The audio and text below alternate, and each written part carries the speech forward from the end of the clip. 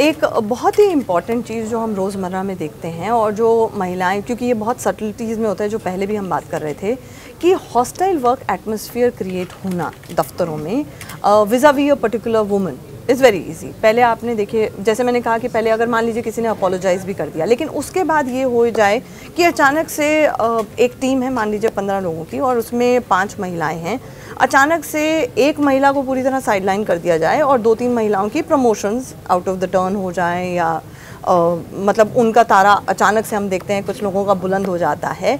It's very difficult to prove, but hostile work atmosphere is vis-a-vis only you. और ख़ास तौर से तब जब किसी भी पुरुष का या जो आपको शुरू में हैरेस कर रहा था या आपको हिट कर रहा था, रोमांटिकली इन्वॉल्व होने की कोशिश कर रहा था, वो बाद में उसकी रिलेशनशिप किसी और से होती है और वो कहते हैं तो कंसेंशुअल है। What do you do in such a scenario कि आपका तो करियर तबाह करने की पूरी कोशिश हो गई और आपका कोई रिड्रेसल मैकेनिज्म नहीं है, क्योंकि वो या तो अपोलोजाइज कर चुका है या आपसे हट चुका है, लेकिन आपका करियर सफ़र कर रहा है। देखिए यहाँ पे 2 चीज़ें हैं जो एक्ट में डेफिनेशन दी हुई है, या जैसे जनरली हम जो सेक्सुअल हैरेसमेंट वर्क प्लेस जो समझते हैं, इसमें एक और एस्पेक्ट इम्पॉर्टेंट है। अगर वो सेक्सुअल हैरेसमेंट जो आपके साथ हो रहा है वर्क प्लेस में, उसके कारण या अगर उससे हम ये लिंक कर सके कि आपके साथ या तो हॉस्टाइल वर्क एनवायरनमेंट क्रिएट हुआ, या तो आपके साथ आपको ऑफिस में इंटिमिडेट किया गया, या तो आपके साथ ऑफिस में आपके एम्प्लॉयमेंट अपॉर्चुनिटी को लिया गया, तो अगर इस तरीके से भी चीज़ें हो रही है तो वो sexual harassment work place claim में आएगी। पॉइंट इज जस्ट टचिंग या एक एक्ट होना इज़ नॉट इनफ, मतलब इज़ इनफ, बट अगर आपके साथ उसमें कोई और चीज़ें भी हो रही है, for example work environment is being hostile, तो आप as a sexual harassment claim लेके आ सकती हैं। गिवन योर एग्जाम्पल, इसमें क्या हुआ कि अगर किसी ने किसी को अप्रोच किया, उन्होंने बोला कि मुझे कुछ तो बोला होगा, मुझे नहीं जाना, आपसे अनकंफर्टेबल लग रहा है, अनवेलकम लग रहा है, उन्होंने अपोलोजाइज किया। बट अगर वही अगर आप ये लाइन देख पा रही हैं कि because of that incident now there is a series of incident that is following,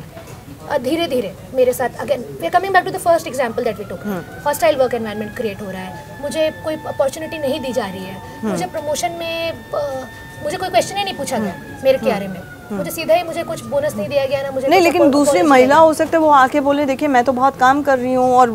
witnesses सिर्फ पुरुष ही नहीं होते, फीमेल्स भी होती हैं, तो वो आके कहें कि नहीं भाई हम तो डिजर्व करते हैं, she is just creating a scene. No, but I am not saying कि बाकी लोगों को अपॉर्चुनिटी नहीं मिलनी चाहिए। आई एम सेइंग कि मेरे साथ ये इंसिडेंट एक्चुअली हुआ था एंड उसका फॉलो अप ये रहा या उसका फॉल आउट ये रहा कि मुझे ये देखने को मिला कि ओवर 6 मंथ्स मैंने ये देखा है कि मेरे साथ ये धीरे धीरे इंसिडेंट्स हो रहा है, या 3 महीने के अंदर। और ऐसे केसेस के अंदर ऑल द मोर इम्पोर्टेंट कि आप सारी चीजें रिकॉर्ड पर रखें, एवरीथिंग शुड बी ऑफिशियल, आप ऑफिशियली रिकॉर्ड करें, बिकॉज जो आप इंसिडेंट बोल रही हैं, ऐसा ये चीज़ बहुत कॉमन है, स्पेशली सुपरवाइजरी पोजीशंस में, जहाँ पे आपने you asked me out, I said no, you agreed, आपने फेस पे मुझे कोई प्रॉब्लम नहीं दिखाई, you said I am a gentleman, I have accepted it, but you see that because of that over the next couple of days you see कि कुछ ना कुछ फॉलोआउट जरूर है। तभी शायद क्विड प्रो को और हॉस्टाइल वर्क एनवायरनमेंट को भी इस एक्ट के दायरे में लाया गया है। थैंकफुली इस लॉ ने अलग से भी ये चीज़ लिखी है कि अगर hostile work environment, intimidating work environment आपके अपॉर्चुनिटीज़ को लिया जा रहा है, क्योंकि अगर आप उसको कनेक्ट कर सकते हैं किसी sexual harassment at work place incident से,